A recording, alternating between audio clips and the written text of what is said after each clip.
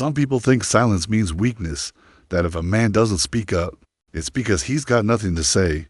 But some men, they just choose to watch, to remember, to carry it all, not because they're scared, but because they know the world ain't ready to hear it. Welcome to Injustice Browin. I'm Mark Joie. If this story moves you, subscribe and drop your thoughts in the comments. We read every single one. Charles Miller had a ring of keys heavier than most people's. Secrets, they clanked low on his hip, swung with each slow step down the courthouse hall. He didn't move fast.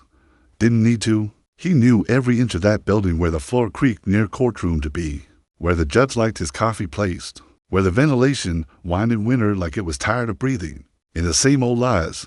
He'd been there 36 years. Never asked for a raise.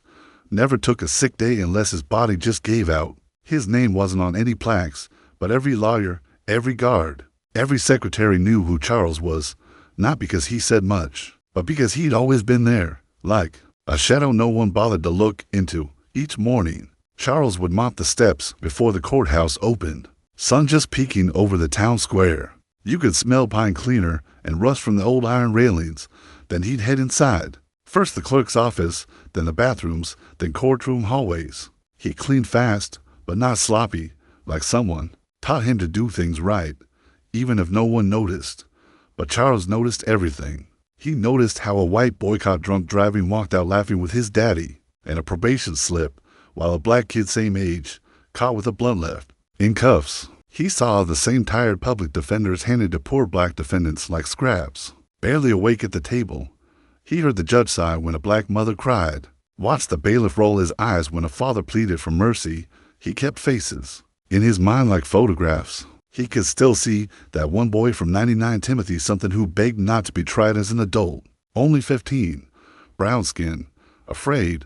The prosecutor called him a threat to society. Charles remembers that exact phrase, like it had teeth. They always use big words to hide small hearts. He swept up spilled coffee, shredded files, and broken pencils, but no one ever swept up the weight of the sentences handed out. Charles just kept walking, mop, bucket, keys. He had a little lunch spot down by the boiler room. Same bench, same paper sack. He read the obits sometimes, and when a name he knew appeared, he'd just stare at it a little longer. Sometimes they were boys he watched grow up in that courtroom. Sometimes they were older now, but their stories ended the same. Shot, locked up, lost. Charles never wrote any of it down, but he didn't have to. He carried it like a ledger in his bones, faces, names, sentences, injustice, over and over again, like a copy machine that never jammed, just kept printing pain. He knew when the new DA was lying, knew when the cop's report didn't line up with the bruises, knew when the jury walked in already certain. Charles wasn't guessing. He was watching, day after day, year after year, and yet no one asked him what he saw. No one ever asked the janitor what justice looked like from the floor. But Charles, he remembered Dot, and one day, when the world wasn't looking, he was going to speak, just not with his mouth. He was going to use something much louder. Proof. Real proof. And when that day came, the courthouse would never feel the same. The courtroom was cold that morning, not just from the air conditioning, but the kind of cold that sat behind the judge's eyes. The kind that lived in systems that didn't flinch when it broke somebody's life in half. Charles stood by the back wall, mop in hand, pretending to clean a scuff mark that wasn't really there. He always found something to wipe during sentencing. That's when the real truth came out, how much a life was worth to the people holding power. Sometimes it was clear as day. Sometimes it was what they didn't say. The boy's name was Darnell, 19, tall, skinny, looked like he still had milk in his voice. He stood in that orange jumpsuit like it didn't quite fit yet, like he hadn't realized the state planned to keep him in it for a long, long time. His crime, possession with intent, weed in a scale, no weapon, no violence, no priors. But the prosecutor made it sound like Darnell was the kingpin of the entire South. Kept using words like menace and pattern and public threat. Said the scale proved he was distributing with intent to corrupt the community. The community that never once tried to help that boy eat. Charles had heard it all before. Same script, new cast, but something about this trial, it sat different. The defense lawyer, some court-appointed suit, who looked hungover, barely said a word, didn't cross-examine, didn't bring up the boy's grades. or the fact that he worked night shifts to help his mama pay rent.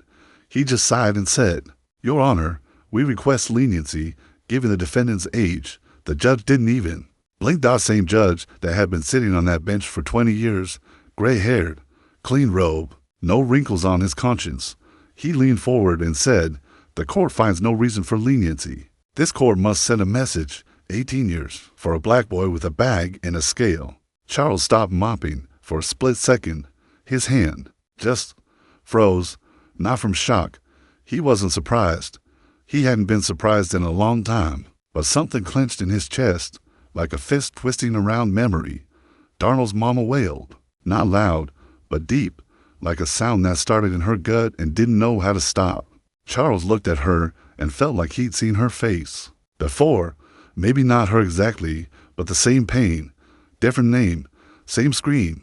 He watched Darnell get led away, shackled at the ankles, stumbling like a boy who just realized the world wasn't going to be fair. Charles stared after him, and in that moment, it wasn't Darnell he saw anymore. It was Marcus, his son. Hot summer night. Marcus was 17, coming back from his girlfriend's house. Cops said he fit the description, told him to put his hands up. He did, but one of them got nervous, thought the cell phone in his hand was a weapon. 2 shots to the chest. Charles was already in bed when the call came. He remembered the way the phone rang to loud, to sharp, like it already knew what it was carrying. He remembered the drive to the hospital, how the nurse wouldn't meet his eyes, how nobody said sorry loud enough to mean anything. They never pressed charges. The cop said he feared for his life. Internal review said the shooting was justified. Charles buried his boy with one hand on the casket and the other gripping the funeral program, like it might tear in half if he let go. That was the last day Charles cried. He hadn't cried since. But standing in the back of that courtroom, watching another black boy walk into a future he didn't deserve, Charles felt the ache crawl back into his throat. And the judge, that was the same one who threw out Marcus's civil case, said the city wasn't liable, called it an unfortunate misunderstanding. Charles had mopped that same floor after the hearing, picked up the same tissue Darnell's mother would use 18 years later, and no one looked down to see the man who cleaned up after all their decisions. No justice. Just rinse, repeat. But something changed that day. Not in the system. No systems don't change easy. But in Charles, deep down, that day, he decided he wasn't just going to watch anymore. He was going to remember harder, sharper, colder. Because if no one else was going to keep track of what they did to boys like Darnell, then he would. And one day, that ledger he kept in his mind, he was going to open it wide and show the world what was written in the margins. At the very end of the East Wing hallway, past the old file storage and the busted soda machine with the flickering light, there's a small folding chair against the wall, beige, rusted at the legs, looked like nothing. But that chair belonged to Charles. Nobody else ever sat there. Nobody else ever walked that far down. Not the lawyers, not the clerks, not the guards. They stayed close to the noise courtroom traffic, ringing phones, bailiff chatter. But Charles, he liked quiet. That chair was where he took his lunch. Same time every day, a sandwich wrapped in wax paper, sometimes an apple, sometimes just bread, and a small thermos of coffee, black and lukewarm by the time he poured it.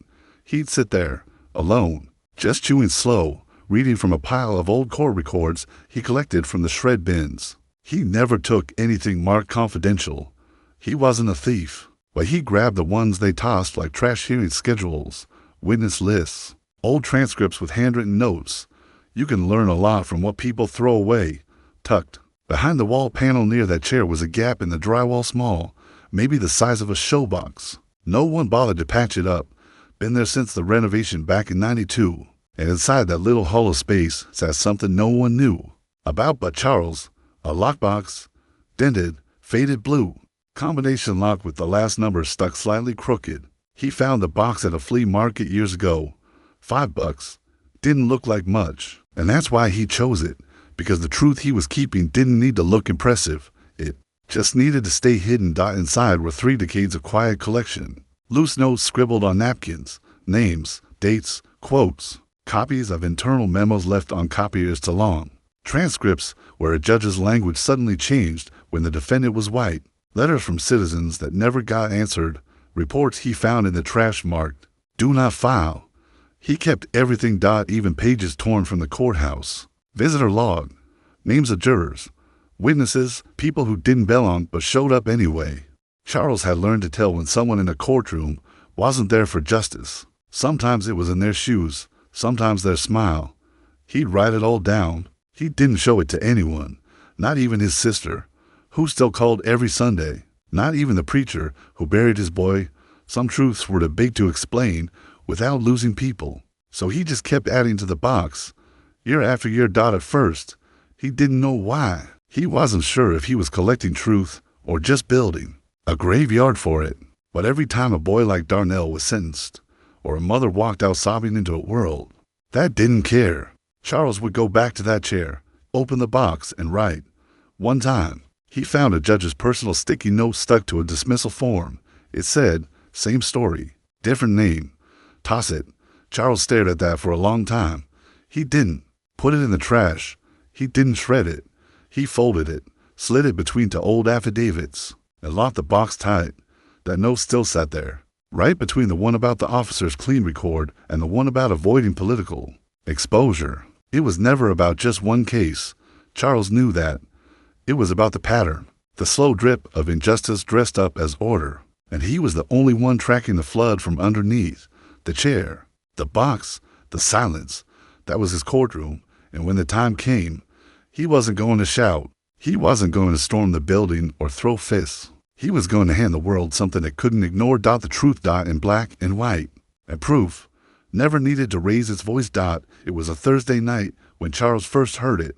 Quiet in the courthouse, past office hours. He was buffing the floor outside the side conference room, the one with the warped door that never shut all the way.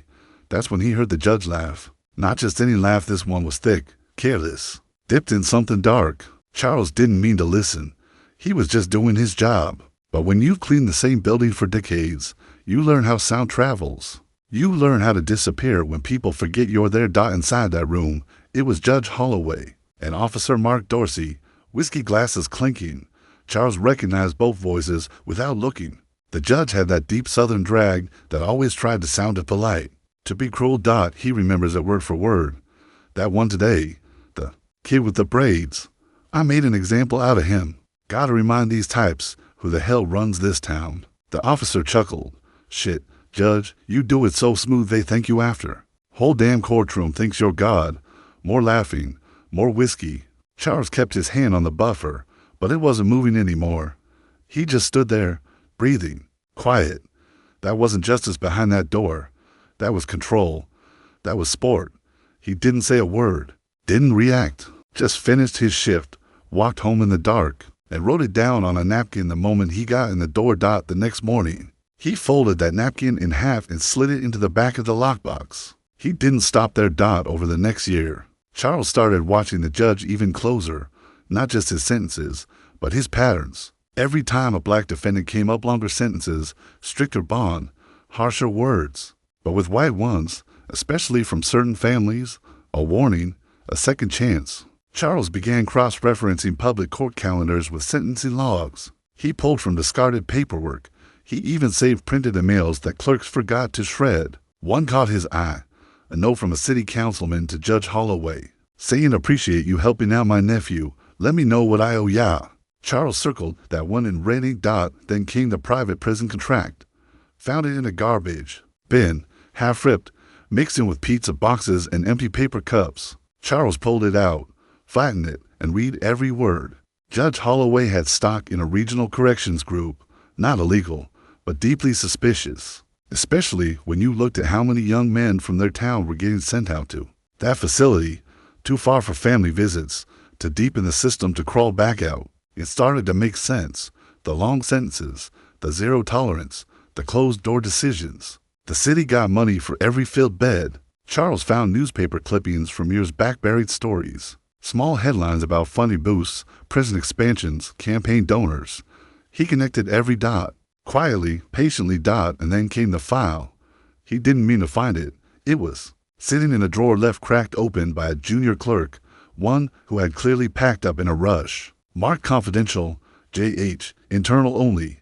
Charles glanced around, then lifted it out just long enough to copy the first 5 pages. He didn't need to rest. It was all there. Accusations, a past case mishandled, complaints from a public defender's office marked resolved with no follow-up, a sealed motion where the judge's ruling directly violated state guidelines. He filed those copies away in the lockbox, right next to the napkin, and next to a timeline he built by hand, linking every unethical decision back to the same man. It wasn't just bias anymore. It was a racket, and Charles had the whole file. He never told anyone, never slipped up, not once. He'd nod to the judge like nothing had changed, still polished the courtroom floor every morning, still emptied the trash after hearings, still opened doors and disappeared down hallways like he didn't exist. But inside that metal box sat a slow bomb of truth, the kind that doesn't tick. Loud. The kind that waits, because Charles knew something the judge didn't. Every crooked pillar of power eventually leans to far.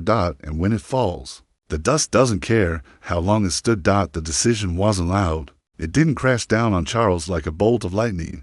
It came quiet, like most of his choices. It came after he watched another mother leave the courthouse holding nothing but tears. That evening, Charles sat on the edge of his bed. No TV, no radio, just the tick of the wall clock, slow and steady, like the breath of a tired man. He took out the key from around his neck, opened the lockbox, pulled everything out carefully, like it might break. Napkins, notes, paperwork still smudged with fingerprints and time. And he laid it all across the kitchen table, like pieces of someone else's puzzle. Except this one. He knew exactly how it ended. He didn't need revenge. He didn't need a badge or a bench or a microphone. What he needed was light. So he wrote the letter, not to the judge, not to the police, not to any agency that might bury it in some ongoing investigation file, until the trail went cold again. He wrote to the Monroe County Tribune, the small local paper with barely enough staff to cover school board meetings. But they printed the truth, more often than not, and Charles figured truth just needed one open door. He didn't put his name on it. Didn't need to. The letter wasn't about him. It was about Darnell, about Marcus, about every boy who walked into that courthouse already sentenced by skin, zip code, or silence. He wrote slow, but with purpose, each word weighed, measured, telling the story the courtroom never would. He explained the patterns, the long sentences, the bias, the silence. He included quotes, dates, scanned copies of transcripts with the judge's handwriting in the margins, the napkin, the private prison contract, the memo from the city councilman. He stacked it all, page by page, labeled, clean, chronological. He'd waited years. He had time to do it right. He finished with just 2 lines, scrawled at the bottom of the last page. They thought no one was watching, but I was. You decide what happens next. He folded it all up, placed Icherals didn't show up that Monday. No mop rolling down the hallway, no keys jingling at his side, no quiet nod to the guards by the metal detector, the floor by courtroom to be state scuffed. His lunch chair, way down at the end of the hall, sat empty. No one said anything at first, just glances, shrugs. Maybe he was sick. Maybe he finally took a day off. But when Tuesday passed, then Wednesday, folks started to feel it. It's strange how someone invisible can leave behind such a loud silence. Then came Thursday. The paper hit doorsteps just before sunrise. Front page headline in thick black print. Anonymous letter exposes corruption in county courthouse. It was all there. The documents, the quotes, the names, the judge, the officer, the prison contract. Suddenly, the whole town was staring straight at the truth it had ignored for years. Investigations were launched before noon. The state attorney general called it troubling. Protesters gathered on the courthouse steps before anyone even turned on the lights inside. Reporters circled like hawks, and Judge Holloway, suspended, then gone. Some folks said they saw him leave town that night with 2 suitcases and no eye contact. The courthouse buzzed with questions. Who sent it? How long had this been happening? How deep did it go? But nobody answered. All they knew was that someone had been watching.